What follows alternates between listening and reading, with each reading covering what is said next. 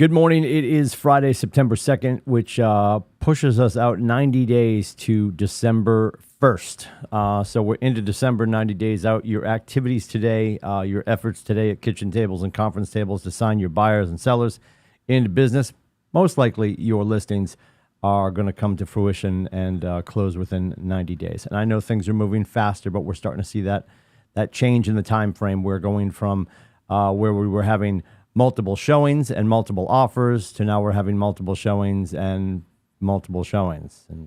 maybe a few more showings. There may be some price corrections to be remembered as well, where people are starting to feel like, because the civilians are seeing that the price changes are taking place, that is a blessing. This is a correction. It is good for our industry. People are seeing that happen, so we have to make sure that our civilian friends understand that the median closing price, right, what things are closing at, that is held, if not ticking up slightly. Just because we're seeing the corrections happen before the close doesn't mean that we're not still holding on our median sales price. So, and to Gary's point, that initial price, that list price is a marketing price, right?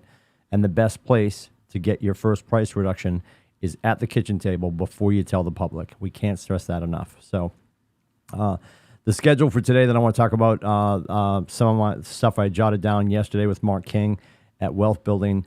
He's taught this in the past at Mega and Family when he was a divisional leader before he took over as the company president.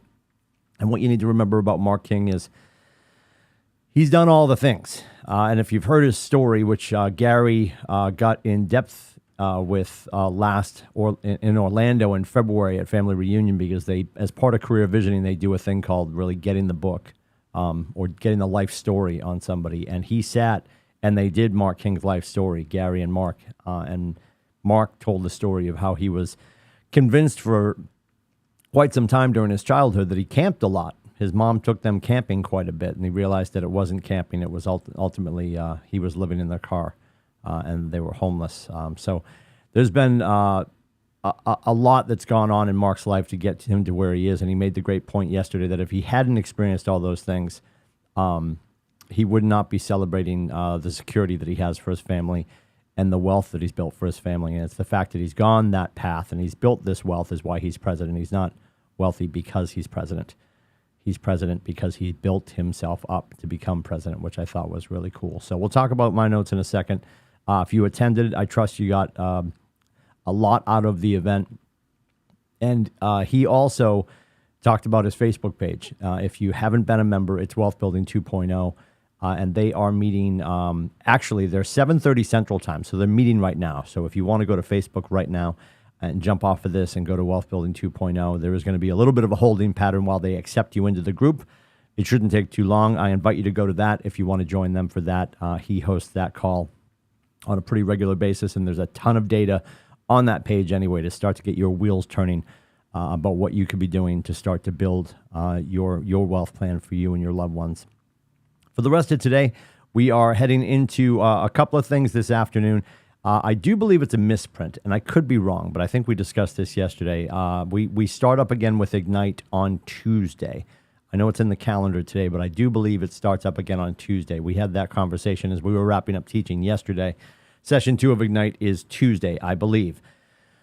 I could be wrong. And then at 11 o'clock, we're doing the 6 personal perspectives, which we actually dove into that a little bit yesterday during Session 1 of Ignite. It was Susan Kenyon and myself and Zoe and Melissa Burke, your MCTT. And we touched on those. It was a relatively big portion of our conversation yesterday for Session 1 of Ignite 6.0, although we're going to do a deeper dive. It'll be about 60 minutes. We'll start at 11 o'clock. That's at Keller TV, the 6 personal perspectives. If you've never been part of that class, it's ultimately something that Gary's always asked us. Historically, we always taught it before every big class we taught. We taught like a mini version, like today's version, the hour-long version 11. So if you've never understood or you don't know what I speak of when I say the 6 personal perspectives, join us at 11 o'clock. That'll be on kellertv.com. And I will invariably probably push that over to Facebook as well. But join me at kellertv.com. And then back to basics, 1 o'clock with your brokers, also at Keller TV. Then we're heading into a holiday weekend. I think a lot of people might have their kids off today because I think there's a teacher workshops throughout most of the state. I know my short people are home. So enjoy the holiday weekend with your family. Can't stress that enough. If you are taking downtime to be with your family this weekend, do that, because a lot of our clients are probably punching out to spend their last full holiday weekend, or they're moving their kids to university, or they've got their kids home today because school is closed in New Hampshire for teacher workshops. Take the time with your family this weekend if you have the time to take the time. There's very few weekends that you get to grab because everyone's sort of punching out. So if you're punching out this weekend, to be with your family, by all means, lean into that. And then let's get back to work on Tuesday. Want a friendly reminder, too. I think we're at about $13,000. I just checked. We're at $13,875 that we have raised to help our friend Michael Gagnon and his wife Amber, their kids Olivia and Maxwell. Maxwell, of course, finding out just about a week ago. It was a week ago today that they found out that Maxwell is out of remission. He's been in remission for 6 years. He's 10 years old. He's back at Children's Hospital. We can certainly share the address. If you get 300 Longwood Ave in Boston, it is actually Brookline, I believe. I apologize. You can look it up.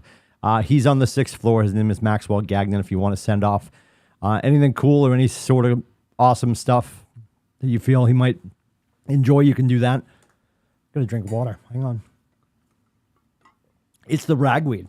It's killing me. So he's on the 6th floor. His name is Maxwell Gagnon.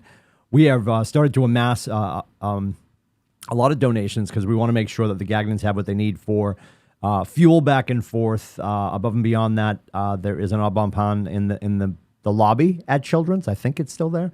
They're going to get tired of that. There's some restaurants nearby, so we want to make sure they have restaurant money and they have food and fuel. And above and beyond that, we want to help them to the best of our ability with any ridiculous medical expenses that are surely going to come their way.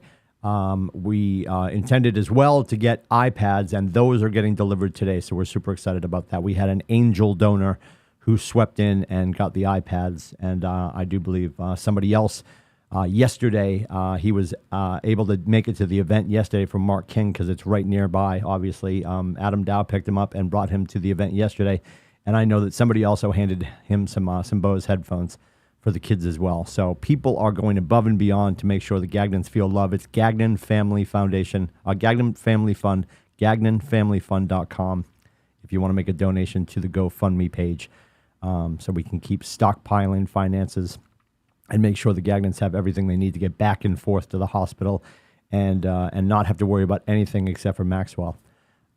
So GagnonFamilyFund.com. You can go there and make a donation right now. We appreciate anything from $1 to whatever you are able to send is appreciated by everyone here and, of course, the Gagnon family. Next week, as we get into Tuesday, there's a lot of stuff going on. We're into September. The header on the Facebook page is about being the students of the industry. That is our job. We've got to make sure that we are bringing the truth to our clients. It came up yesterday in the room, just the national news, and it's not their job to be the industry experts. And there's real estate experts on every cable network channel, and there's real estate experts, proposed real estate experts on every news channel. They don't know the industry the way you do because they don't understand the local industry the way you do, right? We talk about there's two levels of news going around. There's the past positive from the guy down the street that sold his house 6 months ago in your neighborhood for $6 million over ask. I'm joking. I'm sort of not joking. Then there's the past negative of what you're getting from the national news, and even your Boston News, MUR. They're using 30-day-old stats from NAR, from National Association of Realtors, and then they're just grabbing a headline. They're just grabbing something for their B block or their C block to make sure you come back after the commercial break when they tell you that you can't possibly rent. Nobody could possibly buy. Interest rates are going up again.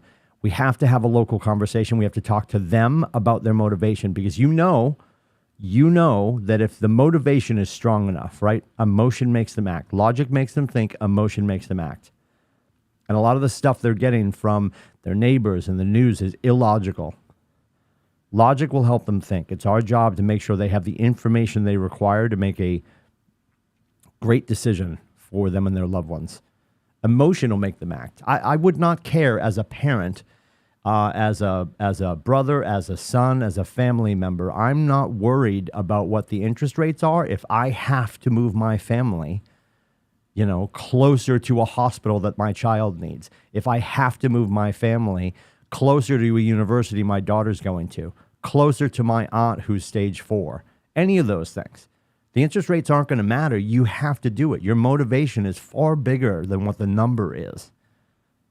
So we have to have those honest conversations about what their motivation is. And again, be excited for the opportunity and not tied to the outcome. We have to be okay with whatever they decide is logical for them. Gary's been saying this since way before COVID, and he doubled down during COVID. Nobody's ever going to buy a house, sell a house, invest in real estate, or join a brokerage if it's not appropriate for them. And we have to ask enough questions to make sure that we're getting to the skinny on that for our people, and making sure that we're asking great questions and listening to what their need is. The needs analysis is so important, and that's about being a student of the industry and understanding what the logical next step is for our clients. Hyper important. And we get none of that done if we're not talking to our people. So make sure that you're having enough conversations every day. We always talk about it's 19 no's to a yes. We know that's like nationally the number. It's about, if you're making 20, if you're making a bunch of dials to make sure you have 20 conversations, the national average is 19 no's to a yes. And the 19 no's, first of all, 95% of the time, it's not about you. And then above and beyond that, the no doesn't mean, okay, I got a no from the Lindsays last month, I'm never going to talk to them again. We have to work the no to build it to a yes. And not that we're going to do it in the moment, but we know everyone's going to be transactional at some point. How often are you going to call to check in on them and maybe receive a no until they become a yes? Everyone is going to grow into a yes. Everyone's going to move at some point. Very few people buy a house and never move. Very few people will buy a house and never move, or know somebody who requires your help. And that's really the ask. We're not calling our people to see if they're going to buy, sell, and invest. We're checking in. Of course, if they're going to be that person, it's probably going to come up. We're finding out who they know that we should know. We're calling our sphere to find out who their sphere is, so we can keep adding to our sphere. And then we pray that inside of our sphere, there's another circle that is influential. The misconception that my sphere is my sphere of influence is just, it's flat out wrong. Everyone has a sphere, and inside that sphere, there is influence, but not everybody. Not everybody in your circle of friends is influential. It's our job to be influential with all of our circle of friends. And then we need to track down the people within our circle of friends that are also influential. Who is the mayor of their street, of their neighborhood? And connect with those people. We want to talk to the straw in the drink, right? I use the analogy all the time as I grab my water again because my throat is dry.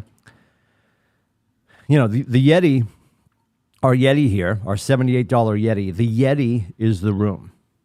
The cocktail inside the Yeti is the conversation. The ice cubes inside the cocktail are the people, and you or somebody you know of influence has to be the straw in the drink. You stir the conversation, and you touch all the people.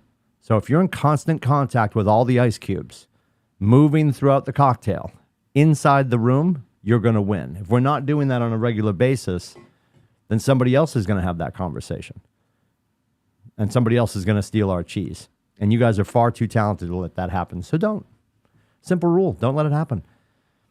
What a great, just make a bunch of calls today and find out what people are doing for the weekend. That's all you've got to do. What's going to naturally come up? How's work? They're going to ask.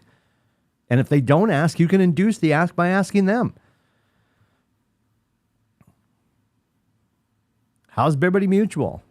Let them complain about their job. Maybe they love their job. I don't know. Most of my friends in corporate America tolerate their job. We're very lucky to do what we do. We are very fortunate to be in this industry where we connect with people. And if we do it on a regular basis, you can get paid more frequently than your friends and far better than your friends.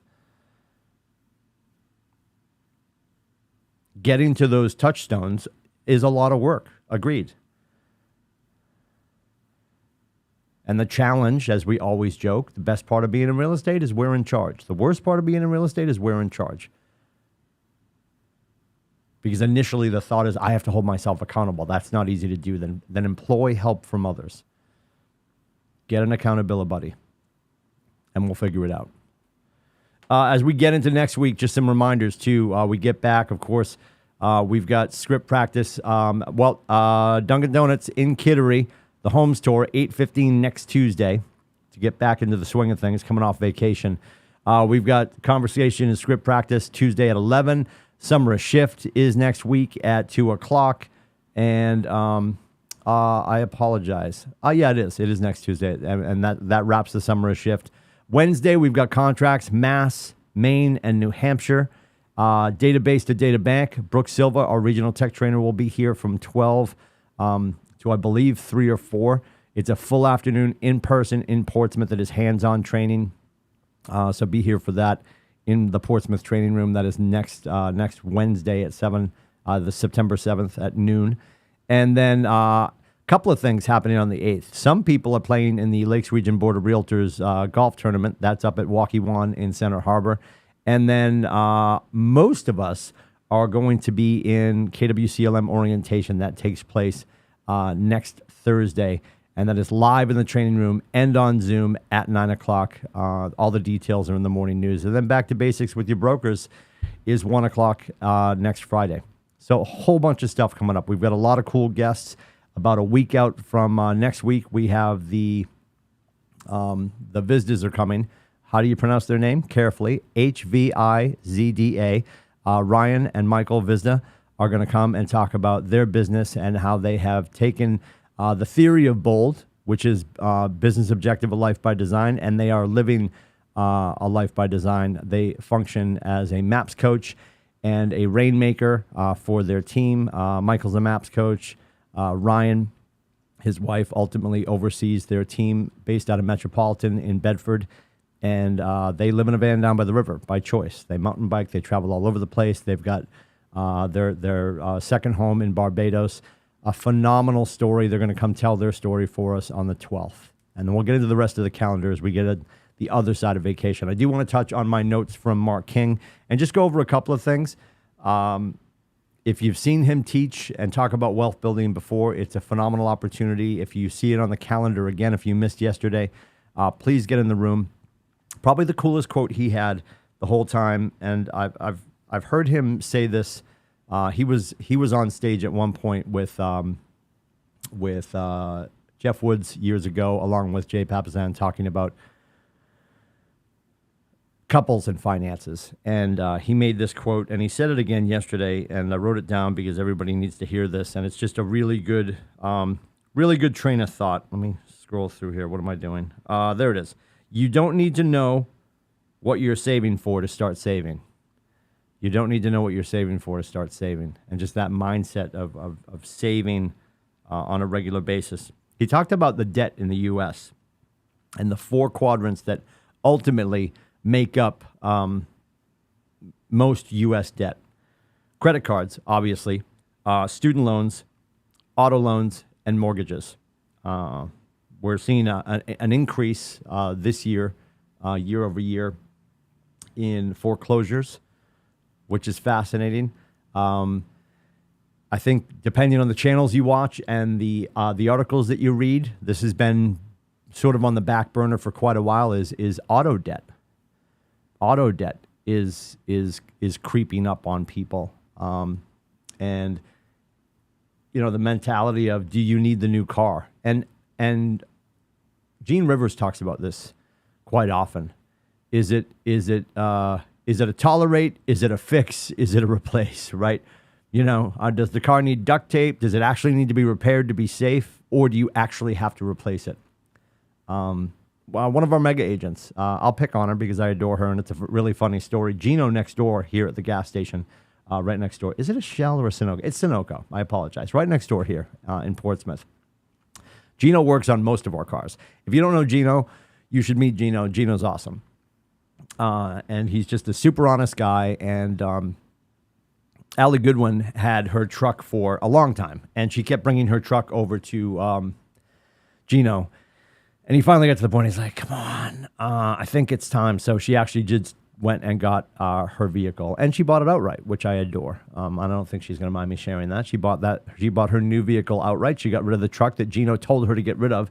Now I'm driving 3 vehicles into the ground. I've got my Ford Fusion. We've got a third-hand Taurus show that Aiden is driving that used to be Jesse Davies, and before that it was Nathan Dickey's. We know it works because he keeps getting speeding tickets. And my wife's car is a 2010 MKX. And my mindset is it's going to hurt when it happens, but we're just going to keep duct taping these things together and keep driving them right now. I do not want to go get 3 brand new cars right now, and hopefully they die sequentially, and it's not a complete headache when it happens. But for oil changes and some new sneakers once a year and the price of gas, that's been a choice that we've decided to make.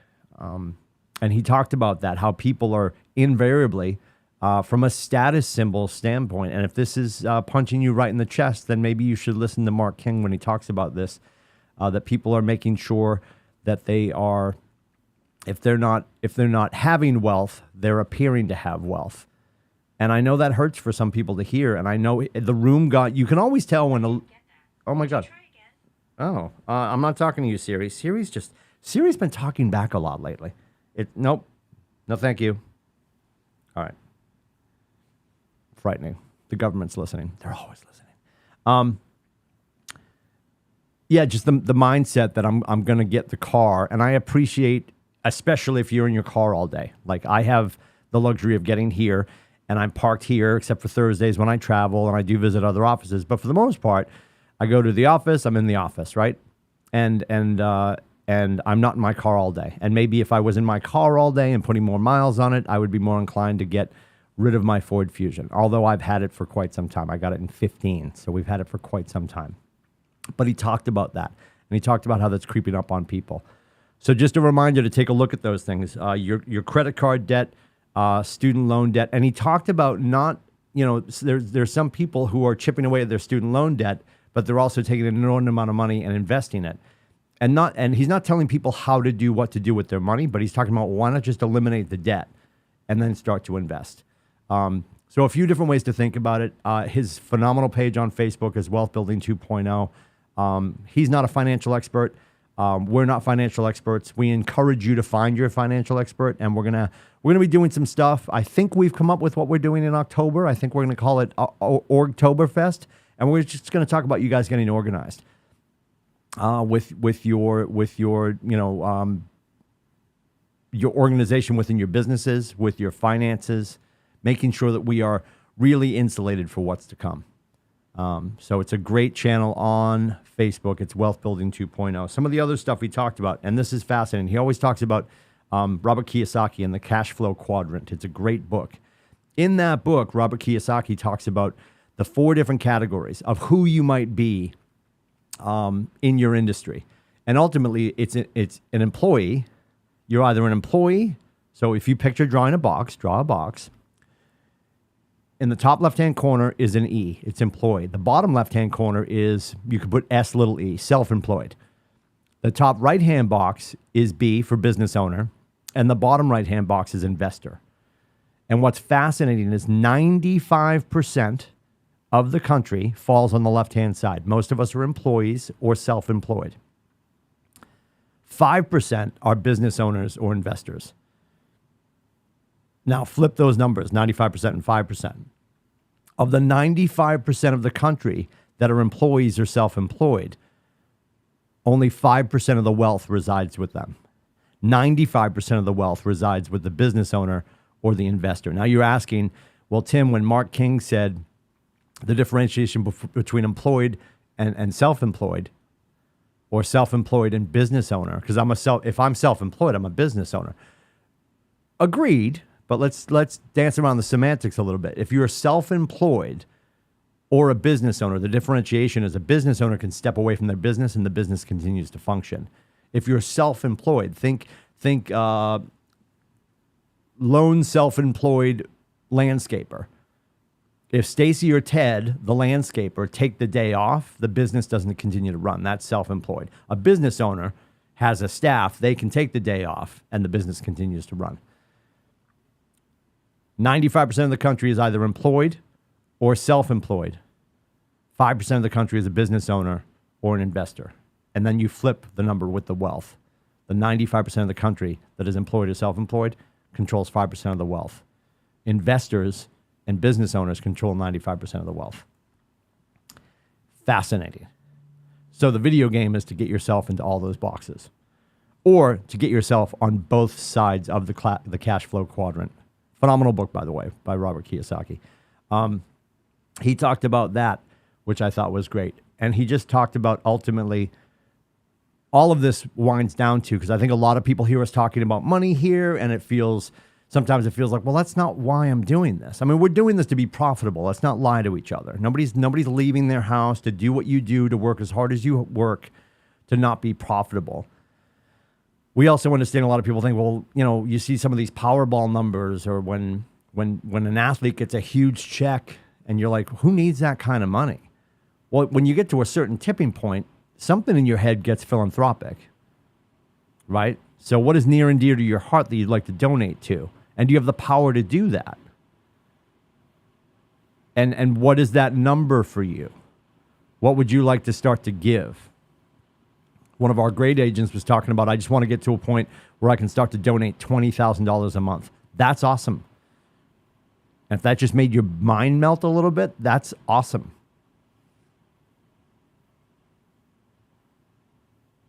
And Mark talked about he wants to, the whole thing that we'll talk about in Business Planning Clinic at the end of this month, September 29th, here in Portsmouth, also online, is what's your opportunity to ultimately think $1 million, right? Millionaire real estate agent, think $1 million, earn $1 million, net $1 million, receive $1 million, passive income, profit share, and other streams of passive income, and then give $1 million. To give $1 million away. And everyone that can hear the sound of my voice has the power to do that, because people in our ecosystem at KW are doing that. As Gary has said, it is not about the chosen few, it's about the few who choose. So what are you going to choose for yourself and your loved ones today? Who are you going to talk to today to find out who they know that you should know? So you can move your thermostat, your financial thermostat. In order to move it, we have to break it first. So as we start to build our plans in our head of what you want to do when you're sitting in that class on September 29th, Business Planning Clinic, what do you want 23 to look like? And 24 and 25? What part of the cash flow quadrant do you want to be part of? Do you want to be on both sides of that square? I would argue you do. Are you working for your money? Is your money working for you?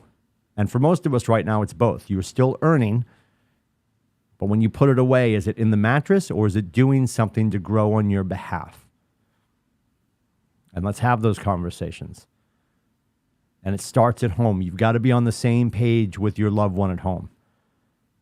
Your spouse or partner has to be on the same page with you. They don't have to be, but you need to get in alignment. You might have different ideas of what you want to do with your wealth.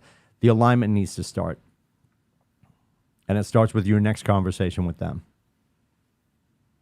So you guys can have a life by design. If we can help with your marketing, it is KWCLMmarketing.com. Her name is Alana Babineau.